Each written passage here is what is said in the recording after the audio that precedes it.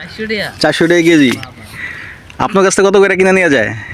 মিষ্টি আলু, হ্যাঁ, মিষ্টি আলু আমি কই না দেখছি নেই বের। তাও আনুমানিক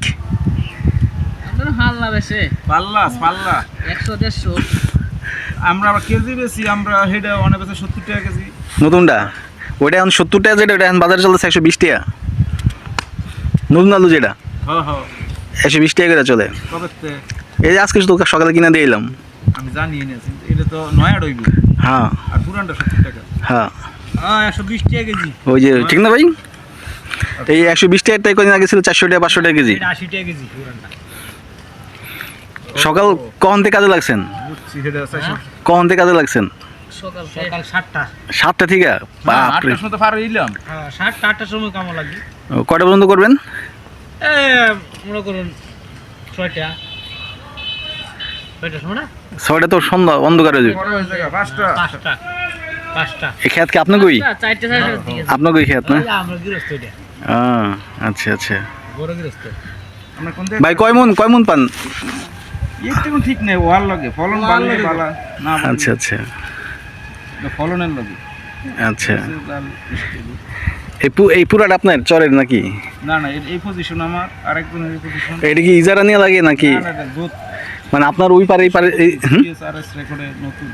এটা আপনাদের? এটা না চর, দ্বীপ তো, এটা ভাবের চর তো। হ্যাঁ, এটা আরো আগে থেকে এটা ওই নদীর মতন আছে, হুম, পদ্মা মেঘনার মতো বাইশে উঠছে, আমরা হঠাৎ আইয়া বইছি। আচ্ছা আচ্ছা। সিএসআরএস রেকর্ডে মালিক ছিল হিন্দুর কাছ থেকে কিনে রাখছে বাপতে তারা। আপনার খাজনা খাড়ি সব কিছু দিয়ে দিতেছেন না? সব আছে, তবে আপাতত একটু অন্য চরের লাগিয়া এই চরটা অনেক বন্ধ রাখছি। সরকার অবশ্যই দিবে, এটার লাগিয়ে আমরা চাইছি। আচ্ছা আচ্ছা। কিছু আছে, কাগজপত্র আছে। এটা নাকি শীতলক্ষা নদীর মাঝখানে ব্রিটিশ আমল থেকে এই চরটা, এটা এই সব জমিনের মতন। তবে একটু যেমন বাড়ছে, দিকটা বাড়ছে, খাস জমি আবার যেটা জোত আবার ভাঙ্গেও মানে দুই মোড়াতে গেছে আর কি। ওই মোড়াতে বাড়ছে, এক মোড়াতে গড়ছে আর এক মোড়াতে ভাঙছে। জোত এটা নিয়ে বাড়তি কমতি আর কি, খাস দুধ মিলাই আছে। আচ্ছা আচ্ছা। আমরা কোথা থেকে আসছেন? আমরা হচ্ছি ওই যে বাংলাদেশ নদী উন্নয়ন প্রকল্প আছে না, ওই যে ভিতরে অনেক আসছে, সারেরও আসছে। কোন জায়গাতে? এটা হচ্ছে যে নদী রক্ষা করে না। হ্যাঁ, হ্যাঁ, বাংলাদেশে যত নদী আছে এরা রক্ষণাবেক্ষণের মানে রিপোর্ট করে। আপনারা কোন জায়গায় পোস্টিং আছে? আমার বাসা জয়দেবপুরে।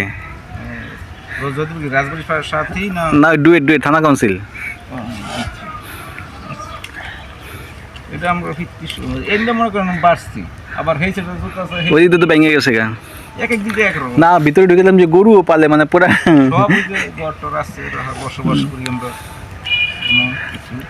কলা গাছ টাছ মানে সবই আছে, খালি বাড়িঘর নাই। কলা গাছ, বাইগন আছে, বাইগন আর বাড়িঘর করলেই তো হয়ে যেত বসতি। হ্যাঁ, এইখানে বাড়িঘর করে রেস্টুরেন্ট বানালে ভালো চলবে। করে মোটামুটি 70-80 লাখ টাকা খরচ করলে হয়, এরকম করলে তো আরেক রকম হয়। জমজমাট হয়ে যাবে পুরো। ঢাকা ঢুকাতে বিভিন্ন ডিস্ট্রিক্টে লোক আসবে। মনে করেন এখানে রাজহাঁস থাকবে, পাতি হাঁস থাকবে, খাসি, মানে যে যেটা চাইবে এটাই খাওয়ানো হবে।